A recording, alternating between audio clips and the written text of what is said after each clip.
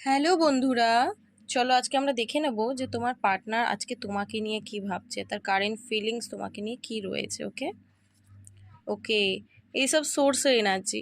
So ও কিন্তু একটা action নেওয়ার কথা ভাবছে, ঠিক আছে। মাইন্ডে কিন্তু অ্যাকশন নেওয়ার একটা কিন্তু চিন্তা ভাবনা আসছে, ঠিক আছে। যদি নো কন্ট্যাক্ট হয়ে থাকে, ও কিন্তু এই রিলেশনশিপের ওপর অ্যাকশন নিতে চায়। কেন?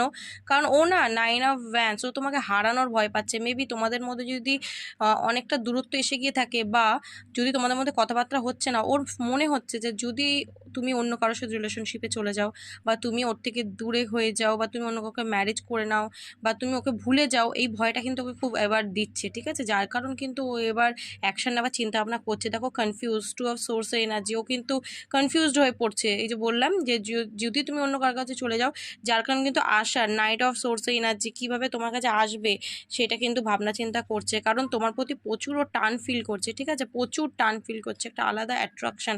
ওর রাতে ঘুম হচ্ছে না, ঠিক আছে। রিগ্রেট, অ্যাংজাইটি, ডিপ্রেশনের মধ্যে ঢুকছে। কারণ মনে হয় যে তোমার থেকে কিন্তু ওর অনেকটাই ডিস্টেন্স এসে গেছে, শারীরিকভাবে হোক বা মানসিকভাবে, ঠিক আছে। তো সেটা কিন্তু ও নিতে পারছে না।